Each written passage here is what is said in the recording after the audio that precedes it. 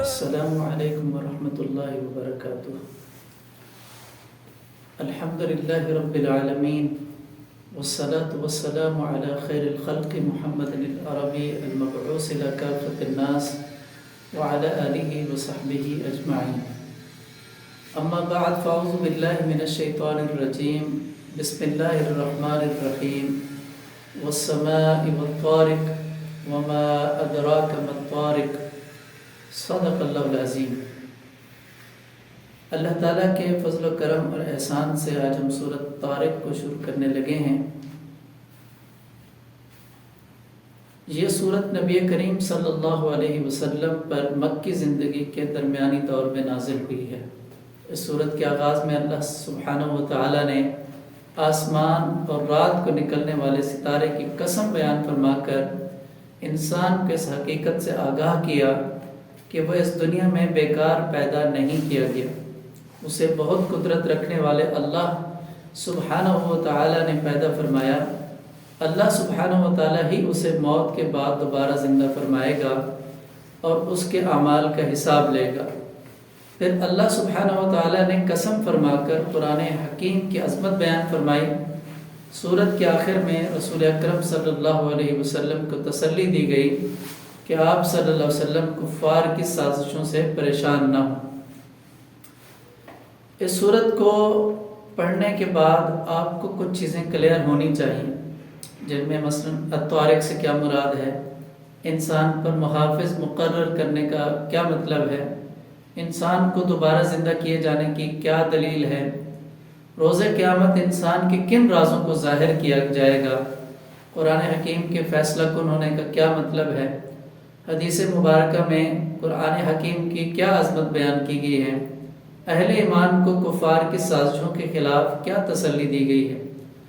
آپ کے اس لیکچرز میں ہم کچھ باتیں ایسی ہوتی ہیں جو آپ پر چھوڑتے ہیں تاکہ آپ مطالعہ کریں، اور کچھ چیزیں ایسی ہوتی ہیں جو ہم اس لیکچر میں بیان کرتے ہیں تاکہ آپ کو سمجھ آئے۔ سورۃ البروج کے آخر میں یہ ارشاد ہوا کہ جو لوگ اللہ سبحانہ و تعالیٰ کے ارشادات اور قیامت کو جھٹلاتے ہیں، اللہ سبحانہ و تعالیٰ ان کا احاطہ کیے ہوئے ہیں۔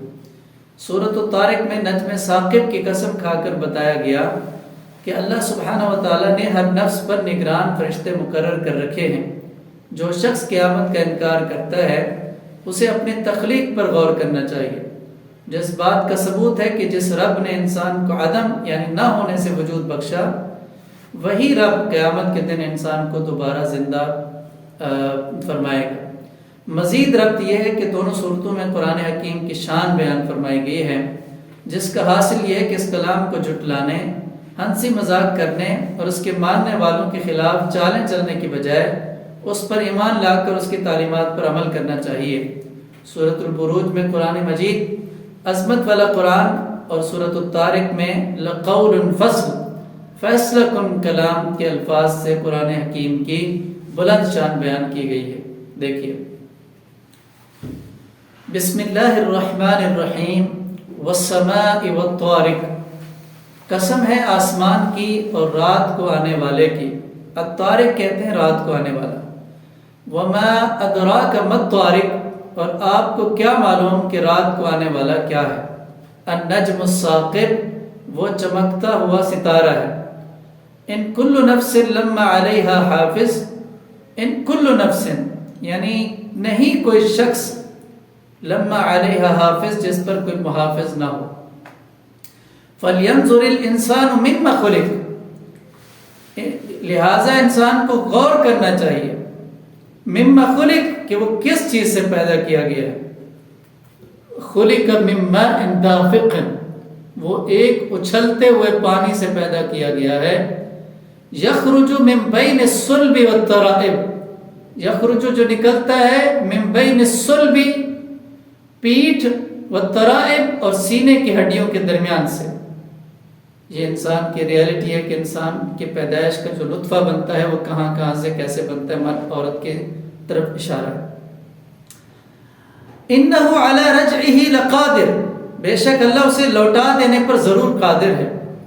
یوم تبلی السرائر، جس دن سب راز ظاہر کر دیے جائیں گے، فما له من قوت ولا ناصر، تو اس وقت اس انسان کے پاس نہ کوئی قوت ہوگی اور نہ کوئی مددگار۔ والسماء ذات الرجع، قسم ہے آسمان کی جو بار بار بارش لانے والا ہے۔ والارض ذات الصدع، قسم ہے زمین کی جو پھٹنے والی ہے۔ انہ لقول فصل، بے شک یہ قرآن ایک ضرور فیصلہ کن کلام ہے۔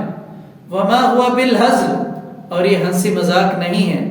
انہم یکیدون کیدا، بے شک وہ کافر چال چل رہے ہیں۔ وَأَكِيدُ كَيْدًا، اور میں بھی ایک خفیہ تدبیر کر رہا ہوں۔ فَمَهِّلِ الْكَافِرِينَ أَمْهِلْهُمْ رُوَيْدًا، تو آپ صلی اللہ علیہ وسلم کافروں کو مہلت دیجئے، تھوڑی سی مہلت دیجئے، رویدا۔ آپ نے سورت میں غور کیا کہ آیت نمبر 4 میں اس بات کو بیان کیا گیا کہ ہر شخص کے ساتھ محافظ فرشتے موجود ہیں، مقرر ہیں۔ اور آیت نمبر 5-7 میں انسان کو اپنی ادنا حیثیت پہچاننی چاہیے۔ اور آیت نمبر 8 میں یہ سمجھایا گیا کہ جس اللہ سبحانہ و تعالیٰ نے انسان کو پہلی مرتبہ پیدا فرمایا، وہی اسے لوٹانے پر بھی قادر ہے۔ آیت نمبر 9 میں فرمایا گیا کہ قیامت کے دن لوگوں کے سب رازوں کو ظاہر کر دیا جائے گا۔ اور آیت نمبر 10 میں فرمایا گیا کہ آخرت میں اللہ سبحانہ و تعالیٰ کے مقابلے میں نہ کسی کے پاس طاقت ہوگی، نہ کوئی مددگار ہوگا۔ ہماری کامیابی یا ناکامی کا فیصلہ قرآن کریم پر عمل کرنے یا نہ کرنے کے اعتبار سے ہوگا، آیت نمبر 13 میں۔ اور اسی طرح آیت نمبر 13 میں قرآن حکیم جس کو حق کہے وہی حق ہے، اور جس کو باطل قرار دے وہی باطل ہے۔ اور آیت نمبر 14 میں قرآن کریم کوئی ہنسی مذاق یا معمولی کلام نہیں ہے۔ اور آیت نمبر 15 میں کفار حق کے خلاف سازشیں کرتے ہیں۔ اور آیت نمبر 16-17 میں کافروں کی سازشیں کامیاب نہیں ہوتی، انہیں ضرور سزا ملے گی۔ اور جب آپ اس سورت کو پڑھ لیں گے، سمجھ لیں گے، تو آپ کو ان سوالات کا جوابات آپ حل کرنے پر قادر ہونا چاہیے کہ سورت میں کن چیزوں کی قسمیں ذکر کی گئی ہیں، اس سورت میں قیامت کی کیا کیفیت بیان ہوئی ہے، اس سورت میں قرآن حکیم کی کیا صفات بیان ہوئی ہیں، ستارہ کو الطارق کیوں کہا جاتا ہے، نبی کریم صلی اللہ علیہ وسلم کو کافروں کے بارے میں کیا تلقین فرمائی گئی۔ امید ہے کہ یہ صورت آپ کے سامنے کلیئر ہو گئی ہوگی۔ وَأَقُولُ قَوْلِي هَٰذَا أَسْتَغْفِرُ اللَّهَ لِي وَلَكُمْ وَلِسَائِرِ الْمُسْلِمِينَ وَالسَّلَامُ عَلَيْكُمْ وَرَحْمَةُ اللَّهِ وَبَرَكَاتُهُ۔